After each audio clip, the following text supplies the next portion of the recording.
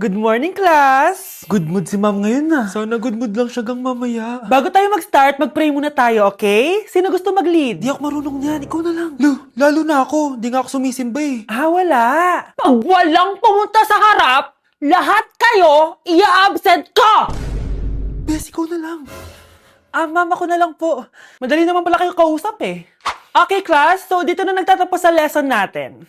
Oh, may isang oras pa pala tayo eh. Sige na, i-dismiss ko na kayo. Yes! Be, tara gala tayo. Tara be, buti na lang talaga dinismiss tayo agad.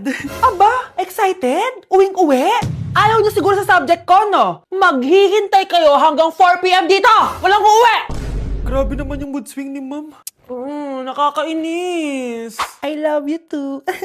Okay, class. Dahil good mood ako today, hindi tuloy ang quiz at lesson natin. Ay, salamat. Magagawa ko na yung assignment ko sa math. Bes, pakopya naman ako niyan. Aba! Sino nagsabi sa inyo na pwede kayo gumawa ng assignment sa ibang subject, ha? Ma'am, talagang sinisira niyo mood ko, ha? Lahat kayo bagsak sa quiz! Excuse me, Ma'am Reyes? Bakit mo tinatakot ang mga anak ko? Ma'am, hindi sila matututo kung hindi ko sila tatakutin. Hindi mo kailangan takutin ng mga bata. Kausapin mo sila na maayos. Tama. Tayo ang pangalawa nilang magulang. Dapat maging safe sila sa atin. Gusto mo bang maalala ka nila sa mga pananakot mo? Facts, ma'am. Umayos ka na, ha? Kung ayaw mong isumbong kita sa principal. Deserve. Pag pinaluha mo ang nanay mo, tandaan mo, may kabayaran ang bawat luha niya. Isipin mo ito, noong maliit ka pa, ilang beses ka bang umiyak sa gabi? Ilang beses kang nagkasakit at nag-alala siya? Ilang beses kang nagutom at tiniis niya ang sarili niyang gutom para lang may maihain sa'yo? Pero ngayon, sino ang lumuluha? Ganun. Pag sumagot ang bata, bastos agad. Hindi ba pwedeng nagpapaliwanag lang? Hindi ba natin kaya makinig? Lalo na kung ang bata maayos naman ang pananalita, hindi naman mataas ang boses, hindi naman bastos pag nagpapaliwanag. Ang iba kasi sa atin, hindi naman nila lahat talagang ayaw makinig. Pag nagpapaliwanag ng bata, sure na tayo.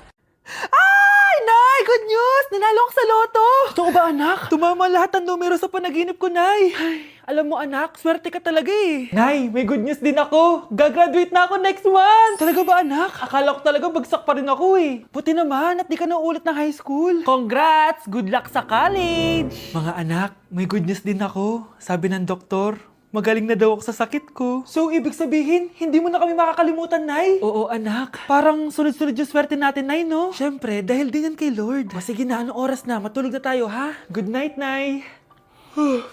Grabe, ang kalat naman. Oo, anak. Ba't kising ka pa? Nay, sobrang kalat kasi dito sa bahay. Naglinis lang ako. Anak, tigil mo yan! Masama yan! Ha? Bakit? Masama na ba maglinis, Nay? Hindi mo ba alam yung pamahiin na bawal magwalis sa gabi? Kasi pag nagwalis ka, parang tinataboy mo daw yung swerte palabas ng bahay. Ako, Nay, 2025 na. Naniniwala ka pa rin sa pamahiin? Tumatanda ka na talaga. Ay, hindi ko alam, anak. Takot lang ako na malasin ulit tayo. Sige na, Nay, itulog mo na yan. Malapit na ako matapos dito.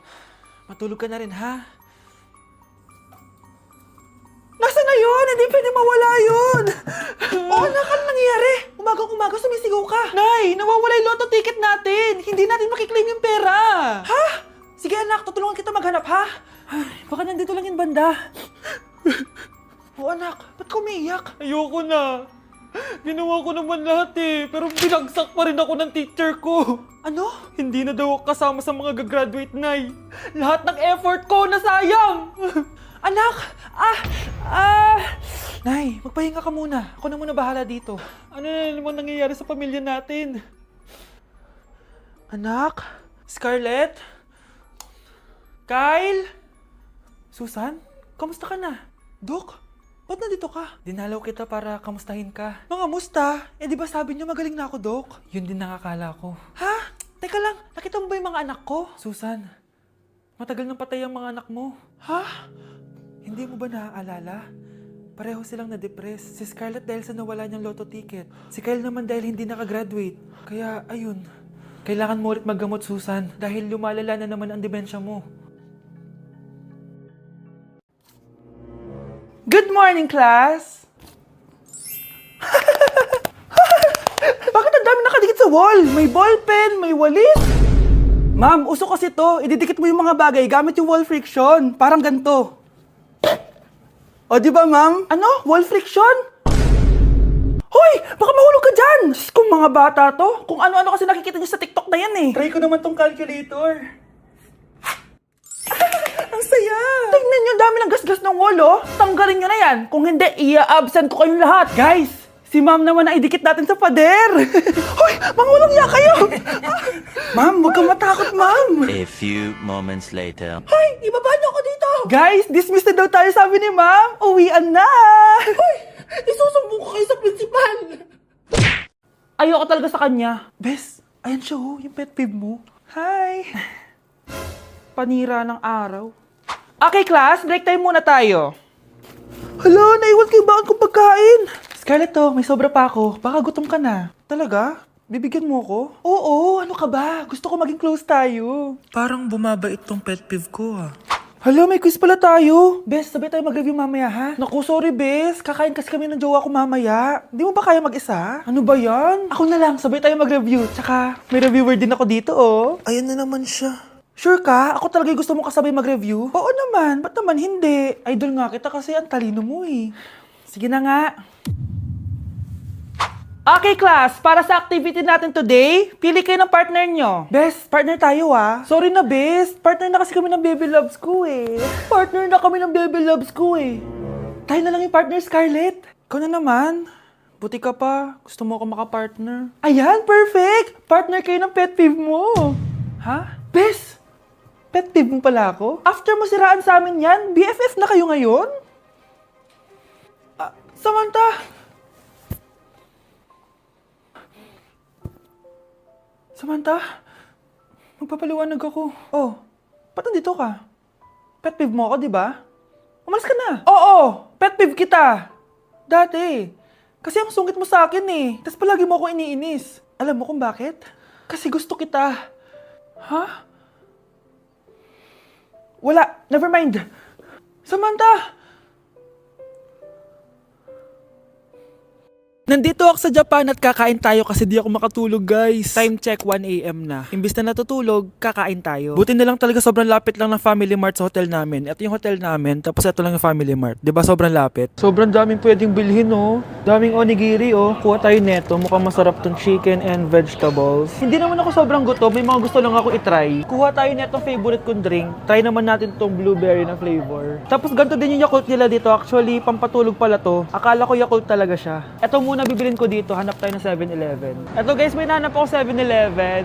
Parang masarap to oh. Mukha siya lasagna. Tikman natin. Dito na lang natin siya kainin sa labas. Parang fantasy din kumain dito sa kalsada nila. Sobrang safe dito sa Japan, promise. Unahin na natin tong sushi. Alam nyo ba, kahit maglakad kayo mag-isa dito, sobrang safe, promise. Walang mga haras sa inyo. Walang kriminal, ganyan. Kaya ang sarap maglakad sa labas kasi alam mong safe ka, di ba? Tapos, sobrang babait pa ng mga Japanese. Swear. Pero sabi naman ng ibang Japanese, parang mas lang nila yon, pero ang totoo, ginajudge ka nila. Pero at least, di ba, mabait sila. Di ka gaya na pumunta ako ng Hong Kong, sobrang susungit ng mga tao, sisigawan ka pa. Kapag may hinahanap ka, talagang tutulungan ka nila. Tapos palagi silang nakasmile. Kaya promise, Japan talaga yung favorite country ko. Last bite. Okay, next natin itong parang lasagna.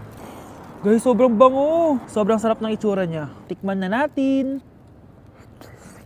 Ang sarap! Ito din yung gusto ko sa Japan. Sobrang sarap ng mga pagkain nila. Like, promise. Wala pa kami natitikman dito sa Japan na hindi masarap. Kaya every time na pupunta talaga kami dito, promise na yon, natataba kami. Pero okay lang, Japan to eh. Alam nyo, minsan, naisip ko na dito na lang kaya kami tumira. Pero ang naririnig ko sa ibang foreigners na nakatira dito, masaya lang daw dito as a tourist. Pero kung dito ka natitira at mag-work, nakaka-depress daw, ganyan nakakalungkot. Kasi sabi nila toxic daw yung work environment dito. Pero ako, kung titira ako dito, gusto ko forever tourist ako. Inumin natin tong Yakult na nakakaantok. Last bite! Pabalik na ako ng hotel guys and inumin na natin to favorite nating drink. Medyo malansa siya tas maasim. So yun lang guys, bye! Anak, manood ka na itong Cocomelon para malibang ka. Sige po, Nay. Cocomelon! Ang cute nila. Quack, quack, but only 4 little ducks came back.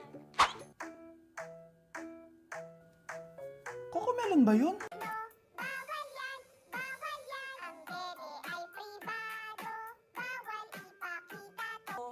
Anak, ano yung pinapanood mo ha?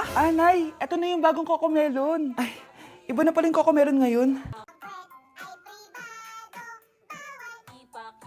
In fairness, educational siya.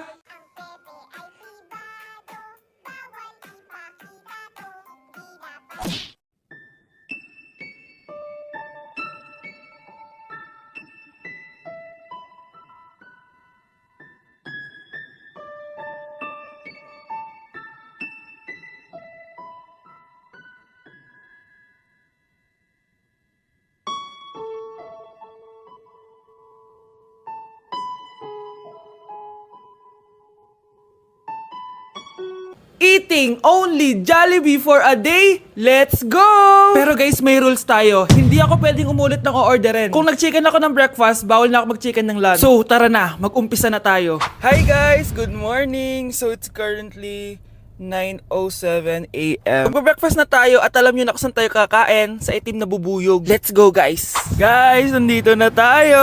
Guys, so may pang breakfast pala sila. May breakfast pa po? Dito sa part na to, hindi ko na malay na nalobat pala yung mic ko, guys. Pero kita nyo naman na kinakain ko na yung pancake dyan. Nakakainis, nagre-record pala ako nalobat yung mic ko. Ito na yung order ko, guys. Meron tayong pancake na naubos ko na yung isa. Meron tayong tapa. Siyempre mawawala ba ang iced coffee? Guys, oh.